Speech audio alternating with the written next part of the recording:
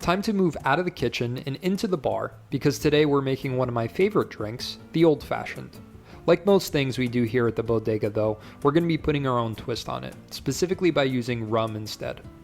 Though the cocktail is traditionally made with whiskey, the Old Fashioned is more of a cocktail family than a specific drink, similar to sours, highballs, smashes, and punches. Old Fashions are classic cocktails, stemming back to the 1800s. Cocktails, at least in the beginning of the century, had a strict definition. It was traditionally composed of a spirit, sugar, water, and bitters. Over the course of the century, as the art of bartending evolved in saloons and elsewhere, techniques became more advanced, with liqueurs added and other modifications being made. Soon, patrons began ordering a cocktail the so-called old-fashioned way, solely with a spirit, sugar, water, and bitters. It was during this time that ice became more commonplace as well, and ice often replaced water, especially in southern cities like Charleston and here in New Orleans. But now that we can call this an educational video, let's get to drinking. We're going to make 3 different variations today, using the same basic framework of the Old Fashioned. We'll start with the no frills version, before moving on to a saffron creamsicle variation, and one spiked with the most delicious jet fuel of all, Cuban coffee, of course. Our basic version starts with rum and highlights ingredients that best pair with it. I'm going to use Plantation 5-year, which is my personal favorite. It's incredibly smooth and I like its caramelly sweetness, along with notes of vanilla and warm baking spices. It plays very nicely with the rest of our ingredients, but feel free to use your own favorite aged rum instead. For a spirit-forward cocktail like an Old Fashioned though, make sure you're using something of decent quality. Captain Morgan should probably sit this round out. Whatever rum you're using, add 2 ounces of it to a cocktail shaker filled with ice. I'm also going to add a bar spoon of cane sugar syrup. Cane sugar has more flavor, with a richer molasses-like sweetness. To make it, sugar and water is all you need. I make my simple syrup in a 2-to-1 ratio, which makes it obviously sweeter, but also helps it keep better, which is something I picked up from one of my favorite YouTube series, How to Drink. Be sure to give Greg a follow if you haven't already for some quality cocktail knowledge. Whatever amount you're making, dump double the sugar as you do water to a pot, boil until the sugar dissolves, let it cool, and pour it into a chefy looking squeeze bottle for style points. Because of the 2-to-1 ratio, I leave mine on the bar unrefrigerated, and despite what you might expect, I don't get any flies, which is honestly no easy task here in New Orleans. But we've got liquor, we've got sugar, we've got water in the form of ice, all that's left is bitters. I'm going to add a few shakes of Angostura orange for some fruity sweetness and earthy spice that are going to pair well with the plantation rum and the cane sugar. Give it a couple stirs with your fanciest bar spoon to incorporate it all, and dilute the drink just a touch. The water that melts into it is going to let all these flavors breathe, like the touch of water you add to a good scotch. Strain it all into an old-fashioned glass with a similarly fancy big ice cube. Cut yourself a nice swath of orange peel, rub it around the rim of the glass, twist to express the oils, and drop it in for a nice garnish. Cheers!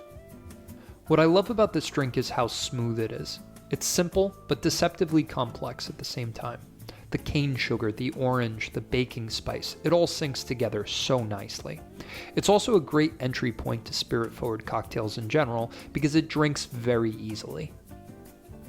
But if you're ready to graduate from the 101 course, let's move on to our saffron creamsicle. Our process will be much the same, starting out with 2 ounces of plantation rum. For a sweetener though, we're going to make an orange oleosaccharum. Latin for oil sugar, oleosaccharum was more common in 19th century cocktails.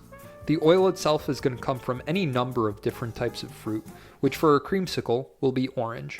We're going to peel an entire orange, covering it with half a cup of white sugar. Muddle it well to express the oils from the peel until you see your sugar starting to change color. Once you've beaten the hell out of your fruit, which should really be a euphemism if it isn't already, let it sit for about an hour. After some time, you'll notice some of the sugar has dissolved and the orange peels have released their oil. This process works much the same as macerating any fruit, and while you can just take the pure orange oil from here and use that, we're going to process this further into a syrup.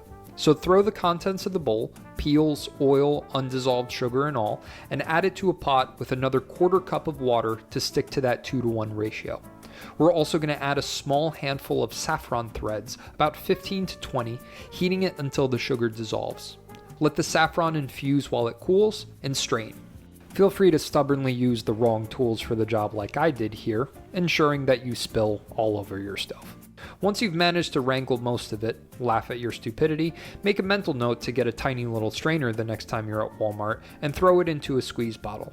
Unlike our cane syrup though, I am going to refrigerate this to preserve the freshness and the aroma of the orange oils.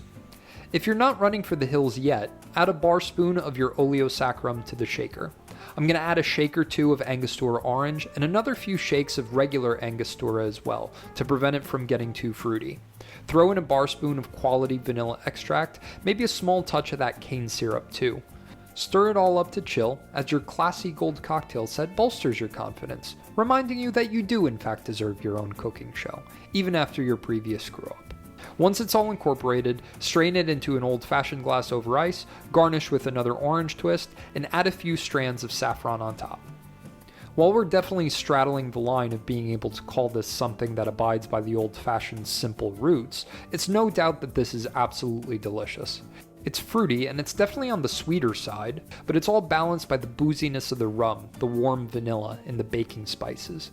The saffron is subtle in flavor, but it's strong on the nose, and it adds an herbal touch that cuts through the sweetness so you don't feel like it's dessert in a glass. But speaking of dessert and appropriate ends to a great meal, let's finish it off with our cafecito old-fashioned. Similar process again, only tinkering with our ratios. We'll start off with 1.5 ounces of rum this time, switching up to Appleton Estate instead of Plantation.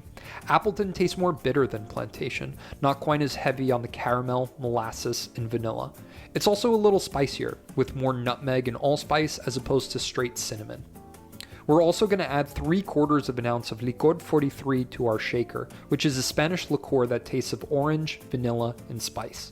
Using Appleton instead of the Plantation prevents the sweet vanilla from getting too overwhelming, but because of its flavor, it's not a bad modification to play around with for our earlier saffron creamsicle. For this cafecito version though, the 43 serves as our sweetener, maybe adding just a very small touch of cane syrup as well. We'll round all this out with another 3/4 ounce of Cuban coffee that you've prepared ahead of time and chilled. Check the link above to learn how to make it, but make sure you don't add any sugar to this particular batch. But now that we have the liqueur as our sweetener, we have our spirit, and we have our coffee, add a few shakes of Angostura orange bitters and stir. Strain, add another mediocre looking orange twist because you still haven't practiced enough during the filming of this video to pull good ones, and garnish with a few coffee beans on top. Enjoy, and be mindful of the new choking hazard that's in your drink. While the saffron creamsicle might have been a stretch, this one in my opinion tastes the most complex of all. The ratios though prevent anything from getting too overpowering. You taste the orange, the coffee, the spice, the molasses. My fierce nationalist pride aside, you do need Cuban style espresso here. It's got enough bite to assert itself amongst everything else without there being so much of it that it drowns the other elements out. And despite the newfound peril this garnish now adds to your drinking experience, the strong coffee notes on the nose push through everything else this drink has going on to assertively remind you that you're still drinking a coffee cocktail. Everything here stands up on its own while also still playing incredibly nicely together. I'll take one of these over an espresso martini any day of the week. But if you'll excuse me, I'm gonna go sleep all this liquor off.